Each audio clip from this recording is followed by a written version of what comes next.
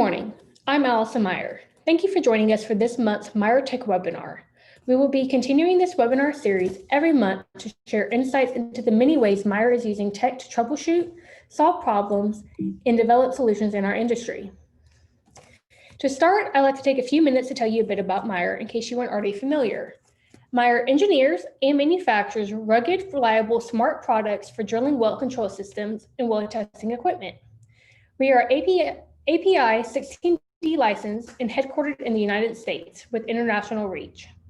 As a top well testing equipment manufacturer, our equipment and services are used by many of the world's leading companies who count on MEYER to improve safety, increase productivity, and reduce or eliminate expensive delays and repairs of well control systems and testing equipment. MEYER is dedicated to manufacturing the highest quality well testing equipment and control systems, ranging from BOP drilling and accumulator units to wellhead grease manifold and hydrostatic pressure testing units. This month's featured speaker is our very own Noel McKim, MEYER's engineering manager. We are very fortunate that Noel has been with MEYER for 8 years and is a wealth of knowledge. Noel's background is in mechanical engineering. Please feel free to send questions to Noel during his presentation and use the chat function here, or send me an email at ameyer@meyernow.com. We will do a short question and answer session after Noel presents, and I promise we will be very respectful of your time. Thank you, and over to you, Noel.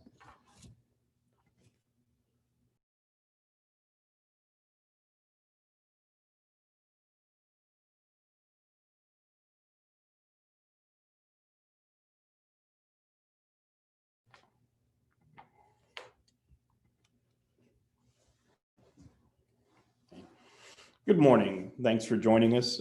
We're going to talk a little bit about how MEYER has implemented various forms of technology to increase safety on the frac site and to reduce cost and increase return on investment. So, we're going to talk about the drivers and then get into the technology and the details on it.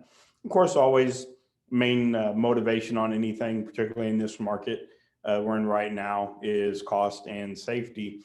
And as you can see from this chart, the bottom half of the pie chart shows 50% of the cost of a well comes into in the frac and completions portion of it.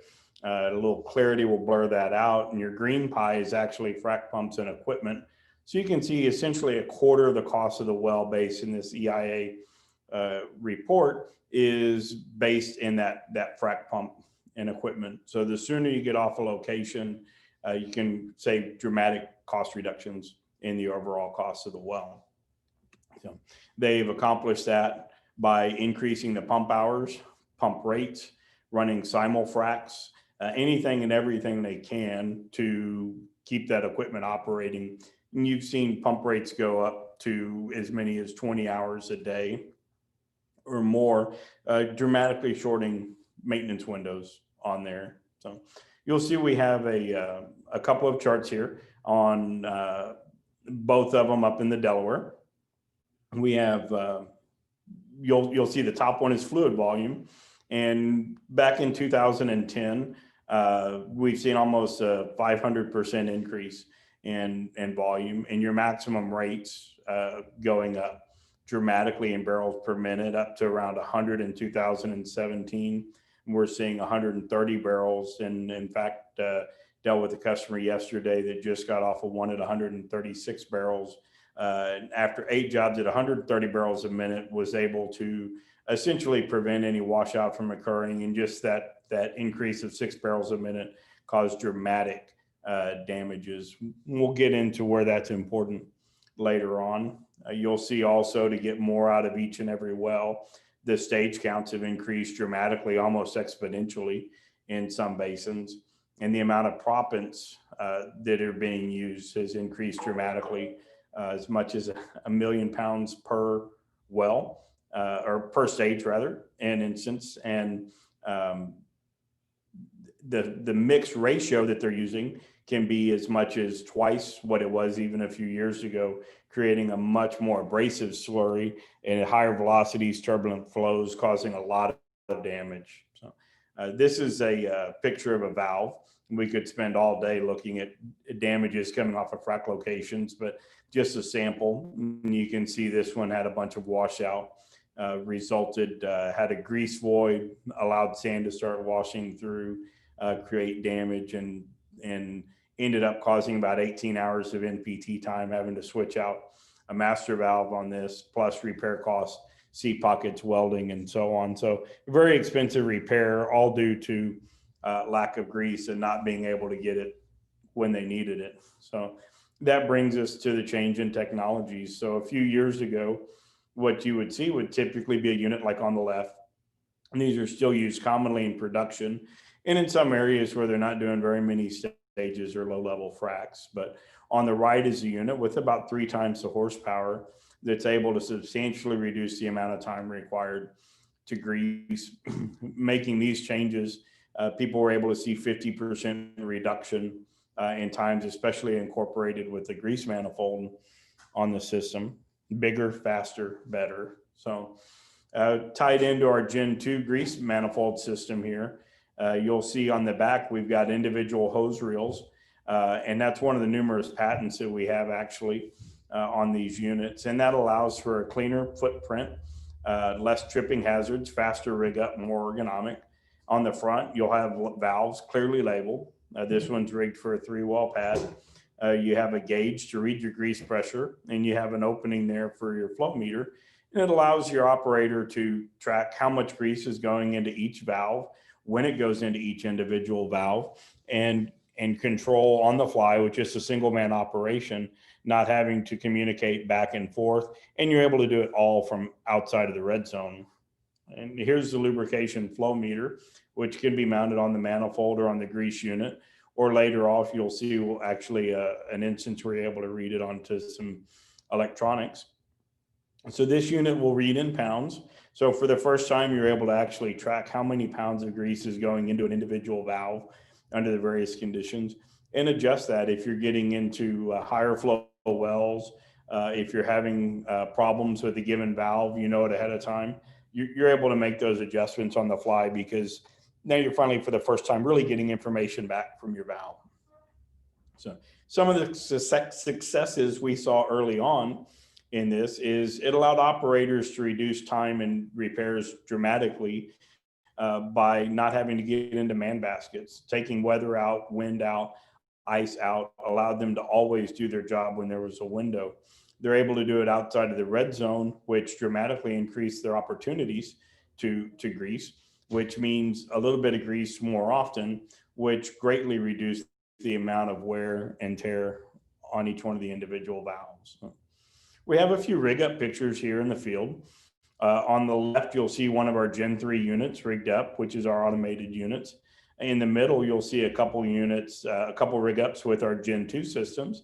And you'll notice on both of those that your grease hoses are nice and neat laid out, no tripping hazards, no coils to get damaged or cut. It makes for a safer workplace and a much faster rig up than having to deal with junk baskets and individual hoses. And on the bottom right, you'll see a 3-well pad rigged up with the Gen 3 with the protective door closed down on it. Here's our Gen 3 show unit, which slight change. The operates the same, but we've got our logo incorporated on the side. This is we'll do our trade shows and OTC and LAGCO and so on. You're able to see our control panels on the front. This one has a screen mounted in the front, but that screen can be taken remotely into data van, choke trailer, pickup truck, get the operator out of the weather where he can monitor it. Or the controls on the right allow the operator to operate it in the field where he can quickly and easily communicate with other coworkers, with wireline, with company men. This unit can be operated on the fly, either while they're pumping or when they're not. And this unit is going to track the valve usage for each individual valve and give it a couple of different programs to automate to ensure consistency between every crew and every hand. So we'll go through a few example screens. This is one of the setup screens. This can be set up before it goes out in the field or when they do the initial rig up on there. You're able to store any kind of important job data you want, company men's, frac crews, grease type, mesh size, whatever you want. All programming's done in-house by MEYER, so we can customize that to fit your needs. On the left, you'll see your boot up screen, which will allow you to change between types of compressors and to get into configuration screens, which are password protected, where you're able to, on your screen on your right, label your valves. More importantly, you're able to set your maximum number of cutoff, your maximum pounds of cutoff, so you don't over grease a valve for any individual stage, regardless of how you grease it. And then below that, you're able to put an asset number. So if you've got the optional data gateways installed in the system, this can be uploaded into the cloud to store in a database to log all this information per job, per valve, all be searchable later, and all be able to view live during the course of the job if you have the proper data connection and equipment. So here you'll see the next configuration screen, which allows you to label your wells, select your wellhead pressures, grease types, your pressure differential, which we'll get into in the next screen. And you can also color code your wells from here, red, white, and blue, to coordinate with the actual colors on your stack. So this is the first of two short videos that we have. I'm going to talk over, but you'll hear a little bit of noise in the background. This is our pressure-based system, which is going to be similar to, say, a wireline lubricator. And what it's going to do is it's going to keep valve by valve. It's going to monitor pressure and make sure your pressures are slightly higher than your wellhead pressure. So what we've done there is we've started the compressor. It's going through its glow plug cycle, and you hold start. Once it unloads and builds up to speed, we're going to switch this into pressure base. And in the upper left, you'll see our wellhead pressure start to climb. Once that reaches a minimum treating pressure, you'll see on the right, it's gone into pressure-based mode and it started monitoring. So we've gone to valve 1 now. And as it's monitoring, you'll see that green light flashing, and you can hear the pump stroking in the background. As you start to lose a little bit of pressure, or if treating pressure increases, you're going to hear the pump stroke again here in a second, where it's adding a little more pressure to that valve. It's going to continue to do this for up to a minute, at which time it's going to switch to the next valve on the cycle. You'll see the light above it start to flash green. And then you'll listen, you'll hear the pump building up pressure in that valve as well. And it'll continue this cycle after it reaches its last valve, in this case, valve 10, going back to valve 1 until the cycle's completed and your treating pressure drops down below the minimum threshold. We'll wait just a minute while it gets ready to switch over. It switched over. You can hear the pump stroking. At any time, if you decide to cancel the cycle, either because you have an issue or everything has reached the amount of grease you want to put in, you'll be able to cancel the cycle up here in the right-hand side in just a minute.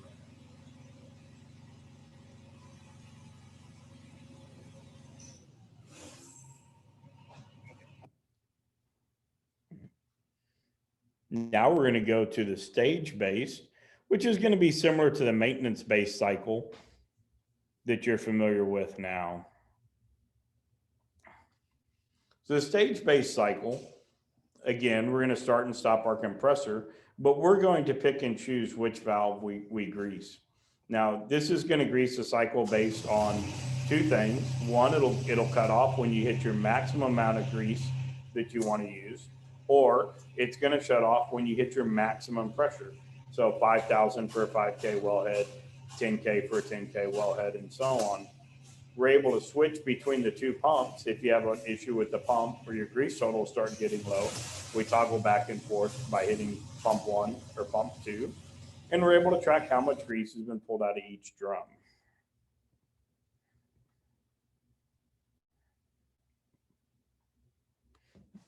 You can also have optional screens on this, or they can be standalone on other units if you're not running the Gen 3 in order to control your accumulators or other equipment. These can show on the same screen as the Gen 3. What you'll see here is a sample of a 4-station used to control the frac stack. On the left-hand side, you'll see pressures for accumulator pressure, manifold pressure, and air pressure. On the right, you'll see well pressure of the wellhead if rigged up, and you'll see alarm and indicators. So the gray for low air and low fuel and low accumulator pressure show there's no alarm issues. In this case, we've got a low hydraulic alarm flashing. And we have a green light telling us that our pump run is going to build the pressure back up. By holding the master hold down for a two-hand operation on the left, you're able to open and close the valves by hitting the correct button. And you'll see the indicator lights, either red or green, on there to indicate, in this case, the crown valve is closed and the flowback valve is open. And you can also control your start and stop on your motor if you want here, or more often is just to run the Meyer auto start box to build up pressure when your pressure drops below its minimum. So all of these screens are available if equipped with the gateway to view either on a smartphone like you see on the left or on a tablet on the right. All you need is a Wi-Fi attached or cellular connection to tie it into the network. And these can even be reviewed off-site if you have the cellular version that'll go into a cloud. And they can be configured to where they can either be monitored only, or a user has permission to monitor and function if you choose. Our recommendation is for actual controls to always be done with a wired connection, but it can be done with Wi-Fi as well. So, and then lastly is a sample of a command center that was built. This unit's actually got redundant controls. You'll see buttons and lights on the decks that will control, and you can control those units from the touchscreens, as well as Gen 3 choke manifolds, test trailers, anything you really wanted to control. So we've got a few of our success stories here. We've got customers in the Bakken that after 6 months have seen essentially zero sand in their valves by running a pressure-based grease and making sure your cavities stay full. We have operators that have been able to be logged with zero red zone exposure on a 21-day frac.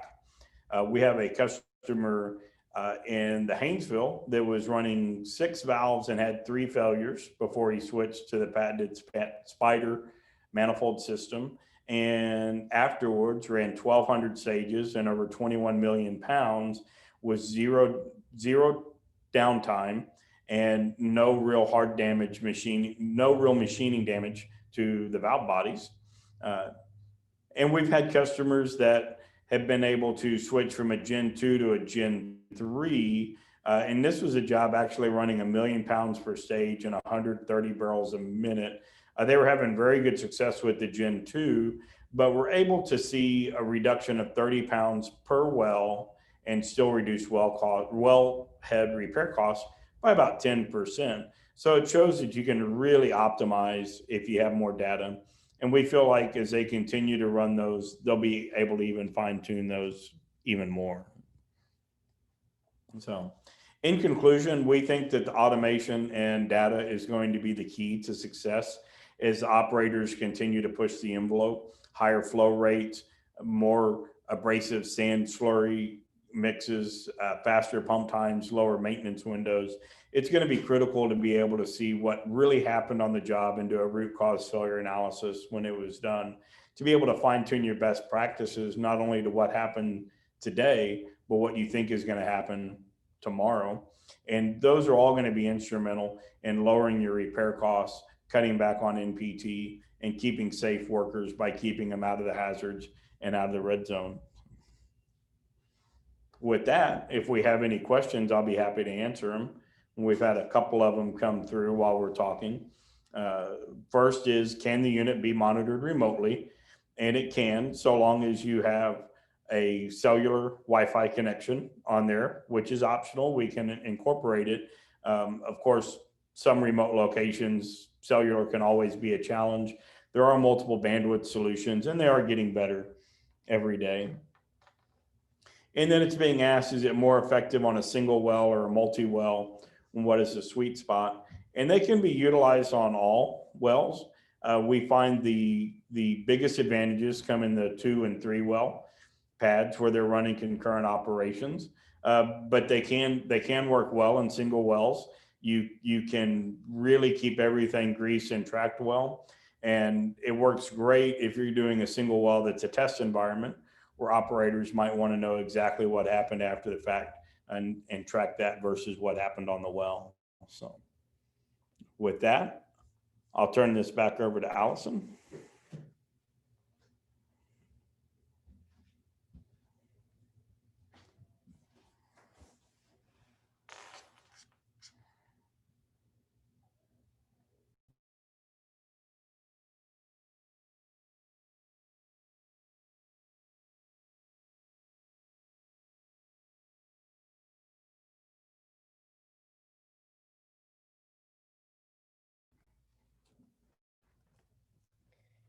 In closing, thank you again for spending this time with us today. If you have any questions about MEYER Greasing Technologies, please feel free to call or email us at any time. You can reach us at 877-44-MEYER or ameyer@meyernow.com.